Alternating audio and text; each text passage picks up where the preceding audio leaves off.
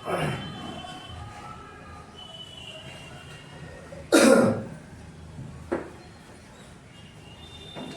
हमने स्टार्ट किया था 10th क्लास का क्रैश कोर्स, उसके आगे नेक्स्ट क्वेश्चन देखते हैं एनसीईआरटी में के क्वेश्चन है। सिद्ध कीजिए कि √5 एक अपरिमेय संख्या है। तो मुझे सबसे पहले हम बता दें परिमेय संख्या किसे कहते हैं। परिमेय संख्या किसे कहते हैं? परिमेय संख्या वो होता है जिसे हम P/Q के रूप में लिखा जा सके। इससे P/Q के रूप में लिख सकते हैं, अंश बटे हर के रूप में लिख सकते हैं, जहाँ पे P और Q क्या होगा? P और Q पूर्णांक होगा। पूर्णांक का मतलब हुआ जिसे नंबर, पूर्णांक का मतलब हुआ जिसे नंबर लाइन पे हम दर्शा सके। तो P और Q पूर्णांक होगा, और जहाँ पे Q बराबर नॉट इक्वल टू 0, अगर Q बराबर 0 हो जाएगा तो इसका वैल्यू इन्फिनाइट हो जाएगा, इसलिए ये परिमेय संख्या न रहेगा। परिमेय संख्या किसे कहते हैं जान गए। अब हम आपको बताना चाहते हैं अपरिमेय संख्या किसे कहते हैं। अपरिमेय संख्या जिसे P/Q के फॉर्म में नहीं लिखा जा सके, तो वही मुझे नहीं लिखा जा सके, तो यही मुझे साबित करना है कि √5 एक अपरिमेय संख्या है। देखिए कैसे साबित करते हैं। तो इसे हम पहले मानेंगे कि √5 माना कि √5 एक परिमेय संख्या है। मुझे तो साबित करना है √5 एक अपरिमेय संख्या है, लेकिन उससे पहले हम देखते हैं मान लेते हैं कि √5 एक परिमेय संख्या है। परिमेय संख्या का मतलब √5 को P/Q के रूप में लिखना पड़ेगा, P/Q के फॉर्म में लिखना पड़ेगा। तो P/Q के फॉर्म का मतलब P और Q पूर्णांक है, और जहाँ पे Q बराबर नॉट इक्वल टू 0 होगा, तो P और Q सअभाज्य होना चाहिए। यहाँ पे P और Q सअभाज्य होना चाहिए, सअभाज्य संख्या होना चाहिए। सअभाज्य संख्या का मतलब को प्राइम नंबर का मतलब हुआ जिसका HCF मान है।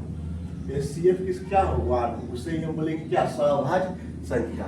तो अब हम यह माने हैं कि √5 एक परिमेय संख्या है, तो इसे P/Q के फॉर्म में लिख दिए। अब दोनों तरफ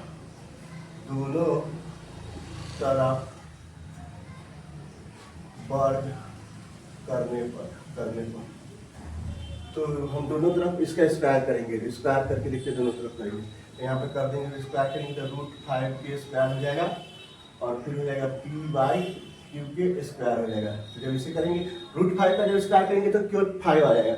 इसे यहाँ पे देखिए √5 इंटू √5, तो ये हो जाएगा √25, और √25 का वैल्यू कितना होता है? 5 होता है, 5। तो यहाँ पे ये लिखा जाएगा, इसका वैल्यू हो जाएगा 5, और ये P/Q, तो ये हो जाएगा P² और बटे Q²।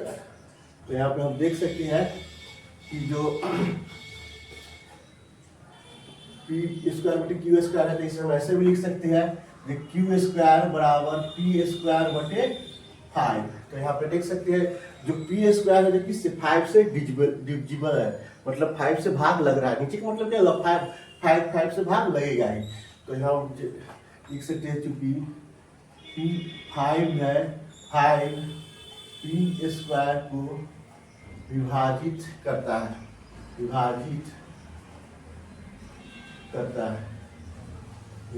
करता है।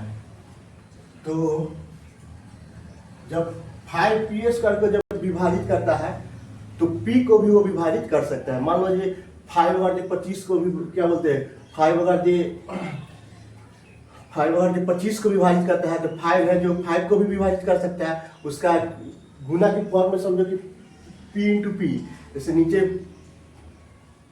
5/5 यानी 5 से गुना के फॉर्म हो जाएगा, तो ये स्क्वायर के फॉर्म हो जाएगा। तो उससे भी जो उसके नीचे स्क्वायर जब टूटेगा तो उसके वो विभाजित कर सकता है। तो 5 है जो P को भी विभाजित कर सकता है। तो यहाँ पे हम तो पहला देख लिए P का यानी P सअभाज्य नहीं आ रहा है। अब हम देखना चाहेंगे जो क्यू है जो सौ आवाज आ रहा है कि ना। तो अब यहाँ पे फिर हम मिटाते हैं और फिर आगे बढ़ाते हैं, इधर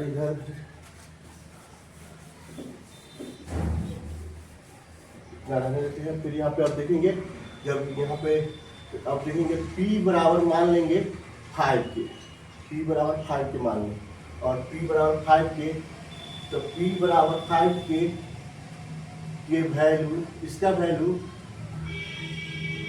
इक्वेशन 1 में रखने पर, जब P बराबर जो 5 के माने, P बराबर 5 के यहाँ पे उसका वैल्यू इस इक्वेशन में हम रखेंगे। इस इक्वेशन में रख के देखिए क्या होता है। ये हो जाएगा क्यू स्क्वायर बराबर 5 के बटे 5 के होल स्क्वायर। तो यहाँ पे फिर से देख सकते हैं क्यू स्क्वायर हो जाएगा, ये हो जाएगा 5 इंटू 5 के इंटू के, अब बटे हो जाएगा 5, तो एक 5 से 5 कट जाएगा। यहाँ पे भी देख सकते हैं क्यू स्क्वायर बराबर आ गया कितना, क्यू स्क्वायर बराबर 5 टी स्क्वायर। तो यहाँ पर भी हम देख सकते हैं, यहाँ पर तो देखिए जब 5 है जो पी स्क्वायर विभाजित कर सकता है। यहाँ पे देख सकते हैं जो उलट के लिख लेंगे के स्क्वायर बराबर क्यू स्क्वायर बटे 5। तो यहाँ पे तो मिला है जो 5 है जो पी स्क्वायर विभाजित कर सकता है। यहाँ पे देख सकते हैं 5 है जो क्यू स्क्वायर विभाजित करना था। तो यहाँ पे लिख सकते हैं 5 क्यू स्क्वायर को विभाजित करता है। 5 है जब नीचे 5 है तो यानी 5 है जो क्यू स्क्वायर को भी विभाजित करता है। अगर 5 क्यू स्क्वायर को विभाजित करता है तो 5 है जो क्यू को भी विभाजित कर सकता है, करेगा कर सकता नहीं, यहाँ कर सकता नहीं, करेगा क्योंकि कर सकता है कि मतलब हो सकता है और नहीं हो सकता, लेकिन करेगा कि मतलब विभाजित करेगा ही करेगा। तो 5 है जो क्यू को भी विभाजित करेगा। तो यहाँ पे देख सकते हैं जब ये P और Q के जो 5 विभाजित कर सकता है, यानी जो हम माने हैं को प्राइम वैल्यू 1 आना चाहिए तो कभी ना आएगा, इसलिए इक्वेशन 1 ये हो गया इक्वेशन 2। इसलिए फ्रॉम इक्वेशन 1 एंड इक्वेशन 2 जो हम माने हैं कि √5, जो हम माने हैं कि √5 एक अपरमेय संख्या है, परमेय संख्या है, वो गलत है। जो हम माने हैं वो गलत है। अतः √5 एक अपरमेय संख्या, √5 एक अपरमेय संख्या है। यहाँ पे कुछ नहीं किए, हम सीधी पहले मुझे साबित करना था कि √5 एक अपरमेय संख्या है, तो हमने माना कि √5 परमेय संख्या है। √5 परमेय संख्या है। परमेय का मतलब क्या हुआ, उसे p/q के फॉर्म में हम लिख सकते हैं, p/q के फॉर्म में लिख सकते हैं। और जहाँ पे p और q क्या होना चाहिए, कोप्राइम का मतलब होता है HCF 1 होना चाहिए, HCF 1 होना चाहिए। जब उसे हम कुछ प्रक्रिया किए, स्क्वायर किए, तो वो फिर देखते हैं कि क्यू स्क्वायर है जो 5 से डिविजिबल है, यानी ये क्राइटेरिया फॉलो नहीं करता। जब हम क्यू स्क्वायर के चेक कर लीजिए वो क्राइटेरिया फॉलो नहीं करता है, और हम चेक करेंगे पी स्क्वायर फॉलो करता है कि ना, तो हम देखते हैं कि दोनों ही फॉलो ना करता है, क्योंकि उसमें कोप्राइम किसी का भी 5 दोनों है जो 5 से डिविजिबल हो जाता है। इसलिए जो हम माने थे वो गलत है, यानी √5 एक अपरमेय संख्या है। Thank you.